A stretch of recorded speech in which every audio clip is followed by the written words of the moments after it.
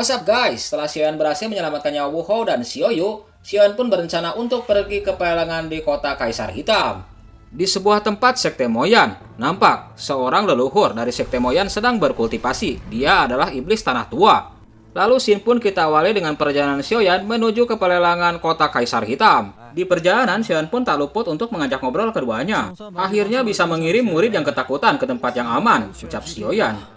Para penyusah itu cukup membuat Wu Hou sibuk selama beberapa saat, ucap Jian. Tiba-tiba Xiaoyan pun menyela perkataan Xiaoyan dengan Jian. Lalu dia pun menatap ke sebuah tempat. Di depan adalah kota Kaisar Hitam, ucapnya. Mendengar ucapan Xiaoyan dan Jian pun mengalihkan pandangannya. Tak jauh dari mereka nampak sebuah bangunan yang megah yang dibangun dari cermin batu hitam. Jian yang melihat kemegahan kota Kaisar Hitam nampak kegirangan, namun keburu dihalangi oleh Xiaoyan. Hei bocil, kendalikan dirimu setelah memasuki kota Kaisar Hitam. Ada banyak harta karun di sini, tapi jika bertindak sembarangan seperti sebelumnya, pasti akan menimbulkan banyak masalah, ucap Xiaoyan. Kau mengerti, ucapnya. Untuk sejenak, Jian pun terdiam dengan ucapan Xiaoyan yang mengingatkannya. Di sisi yang lain, Xiaoyan pun menertawakan Xiaoyan dan Jian. Sementara itu, di gerbang kota Kaisar Hitam, nampak penjagaan hari itu sangatlah ketat. Beberapa tamu yang akan datang ke kota Kaisar Hitam pun ditanyai tentang identitasnya satu persatu, sehingga mereka pun bisa melihat dengan seksama. Mereka yang memasuki gerbang kota Kaisar Hitam pada umumnya harus membawa KTP dan kartu BPJS yang aktif dan tidak nunggak. Beralih ke tempat yang lain, akhirnya Xiaoyan, Jian, dan Xiaoyan pun telah sampai di depan gerbang pintu dari kota Kaisar Hitam. Ketika sampai, Jian pun nampak sumringah. Lain halnya dengan Xiaoyan dengan dokter peri kecil yang tetap waspada dan mengamati keadaan di sekitarnya. Kedatangan Xiaoyan, dokter peri kecil, dan Jian membuat perhatian semua orang tertuju kepada ketiganya. Akhirnya, trio Xiaoyan pun melewati segerombolan preman pasar. Bahkan salah satu preman pasar itu pun pipis di pinggir pohon. Akibatnya beberapa orang yang melewatinya menjadi malu, terutama para gadis-gadis yang memerah karena melihat otong dari ketua preman pasar tersebut. Salah satu anak buahnya pun memberitahu, "Hei bos, ada sesuatu yang baru tuh," ucapnya. "Apaan tuh?" ucap ketua preman, sembari mengalihkan pandangannya. Para preman pasar itu pun melihat tubuh Xiaoyan yang cantik, yang molek, yang semok. Wow, itu adalah wanita cantik, sudah lama tidak melihat gadis secantik itu. Melihat seksinya tubuh dari Xiaoyan membuat para preman pasar itu menjadi horny. Dan mereka pun berniat untuk menangkap Xiaoyan dan memberikannya kepada ketua mereka. Melihat tingkah preman pasar yang arogan, trio Xiaoyan pun hanya terdiam. Namun Jian tidak enak, lalu dia pun bergas untuk menyerang sebelum dihalangi oleh Xiaoyan. Di sisi yang lain, Xiaoyan pun nampak tidak menggubris dan mengajak keduanya untuk segera pergi. Dengan kejadian itu, Jian pun nampak tidak puas. Namun dia pun melihat sosok Xiaoyan memberikan tanda kepadanya. Jian pun nampak senang, lalu dia pun mengikuti Xiaoyan. Melihat trio Xiaoyan yang tidak menggubris kehadiran mereka, preman pasar itu pun menjadi geram. Sementara itu beberapa orang pun malah mencibir apa yang dilakukan oleh Xiaoyan. Aduh, sia-sia saja dua wanita cantik ini mengikuti pengecut seperti itu. Di sisi yang lain, dalam langkahnya, Xiaoyan pun menjentikan api surgawi dan melemparkannya kepada preman pasar itu, sehingga preman pasar itu pun menjadi hangus. Dengan santainya, Xiaoyan, Jian, dan Xiaoyan pun melangkah acuh tak acuh. Sementara itu beberapa orang pun melihat kejadian itu ketakutan melihat Xiaoyan. Setelah berhasil menghabisi preman pasar yang katrok itu, Xiaoyan, Jian, dan Xiaoyan pun menyusuri tangga menuju gerbang kota Kaisar Hitam. Akhirnya, Xiaoyan, Jian, dan Xiaoyan pun sampai di sebuah gerbang yang dijaga ketat. Para penjaga yang melihat sosok Xiaoyan langsung memasang muka garang. Mereka pun menjalankan tombak di depan gerbang menuju kota Kaisar Hitam. Tiba-tiba seorang ahli dari kota Kaisar Hitam pun turun tangan dan menghampiri Xiaoyan.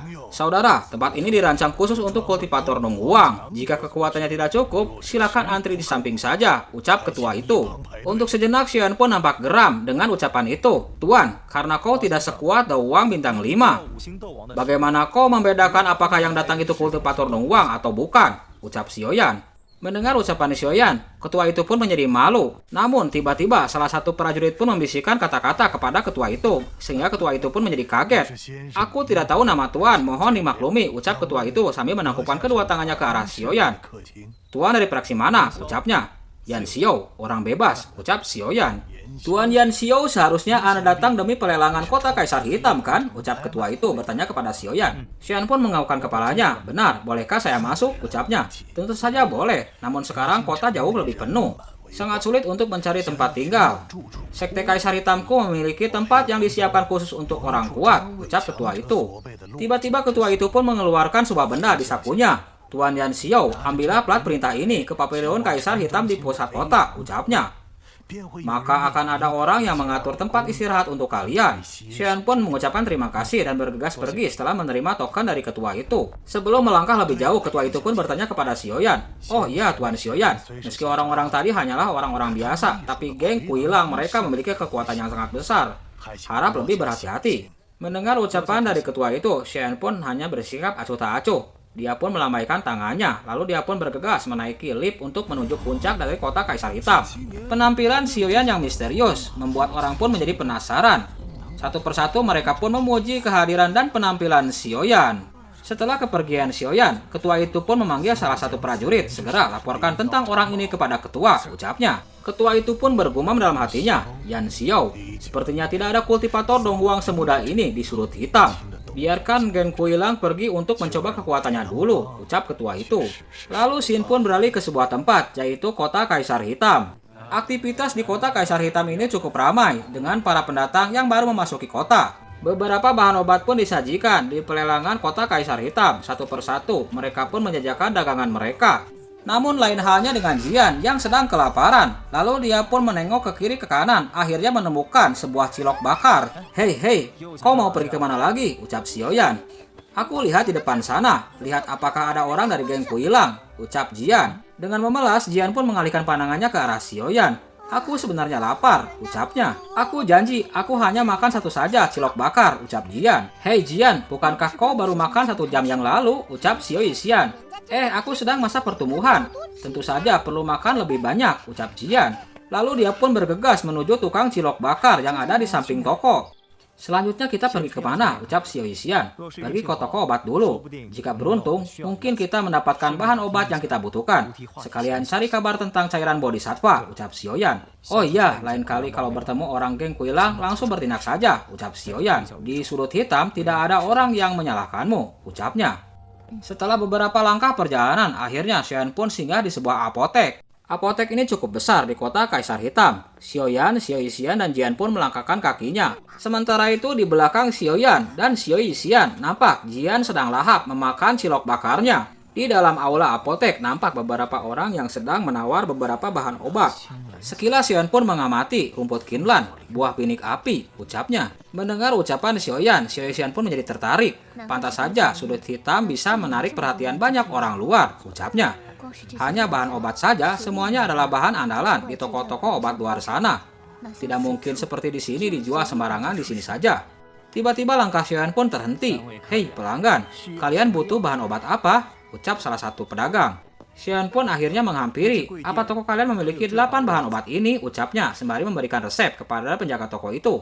Untuk sejenak, penjaga toko itu pun memperhatikan resep yang diberikan oleh Xiaoyan. Tuan adalah alkemis, ucapnya. Penjaga toko itu pun menyadari dengan Xiaoyan yang tidak senang identitasnya diungkap. Tuan jangan marah, aku adalah alkemis, ucapnya. Melihat susunan bahan obat ini, aku merasa familiar. Xiaoyan pun bergumam dalam hatinya, ketika aku menulis daftar ini. Aku menulisnya berdasarkan khasiat obat tanpa kusadari. Tidak kusangka patwa ini begitu cermat.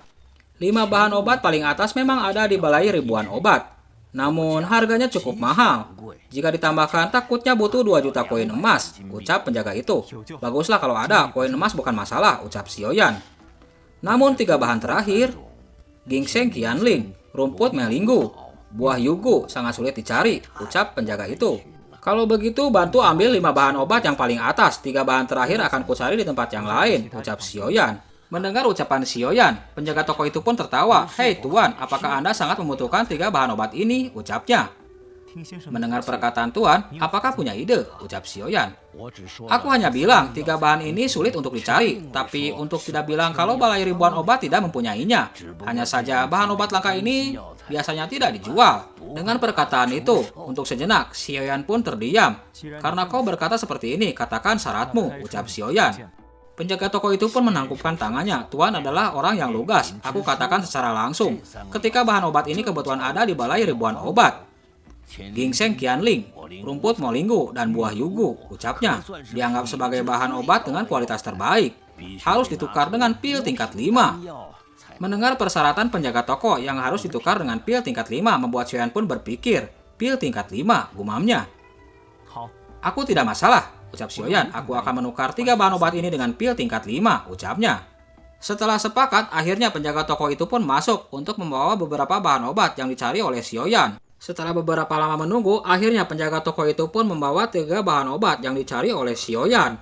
Beberapa orang yang lewat di samping Xiaoyan pun sangat takjub dengan 3 bahan obat yang ada di depan Xiaoyan. Di sisi yang lain, penjaga toko itu pun nampak puas. Namun, tiba-tiba ada suara terdengar. Tunggu, aku mau 3 bahan obat itu, ucap seseorang. Setelah ucapannya itu, tiba-tiba seorang pria tua kekar memasuki sebuah aula obat-obatan. Lalu dia pun menghampiri Xiaoyan. Sosok pria yang datang itu nampak sombong dan arogan, apalagi di hadapan Xiaoyan, yang mungkin menganggapnya masih anak kecil.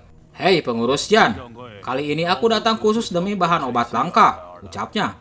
Kurasa balai ribuan obat tidak akan mengecewakanku lagi, kan? Untuk sejenak penjaga toko itu pun dibuat bingung. Tiba-tiba pemilik toko pun muncul. Tetua Qi datang ke toko kami. Ini adalah kehormatan bagi toko kami, ucap gadis cantik yang datang. Tetua Qi menyukai bahan obat yang mana? Silakan katakan saja.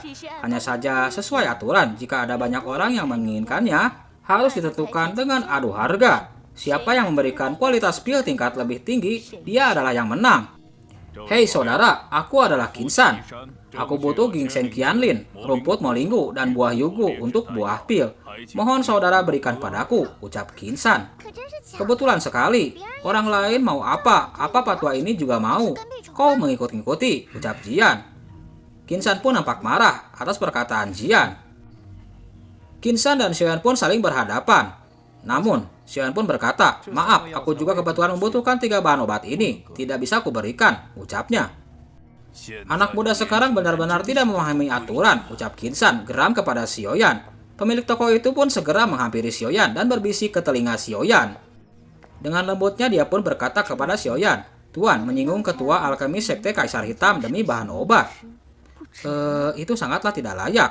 Ketiga bahan obat ini sangat penting bagiku. Hari ini tidak peduli siapa, aku tidak akan memberikannya, ucap Xiaoyan. Sementara itu di sisi yang lain, Kinsan pun tidak sabar, lalu dia pun berusaha untuk mengambil bahan obat itu, namun usahanya dihalangi oleh Xiaoyan.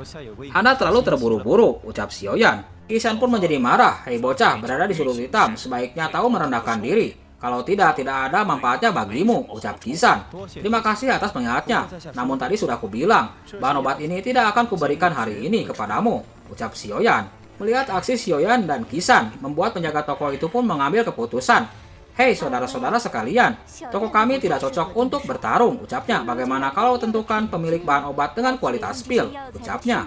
Mendengar ucapan dari pemilik toko, Kinsan pun bersemangat. Boleh juga, aku akan membuatmu salut, ucapnya. Lalu dia pun mengeluarkan sebuah botol giok, pil spiritual tempur, pil tingkat 5, ucapnya. Untuk efeknya seharusnya kalian semua tahu. Penjaga toko itu pun menganalisa pil tingkat 5 yang dibawa oleh Kinsan. Setelah disetujui oleh pemilik toko, lalu penjaga itu pun membuka tutup botol dan mencium aroma dari pil obat. Memang ini pil spiritual tempur, ucapnya. Di sisi yang lain, Kinsan pun mencoba untuk mengambil 3 bahan obat. Namun tangannya keburu dihalangi oleh Xiaoyan. Aku belum mengeluarkan pil, ucapnya. Untuk apa Anda terburu-buru?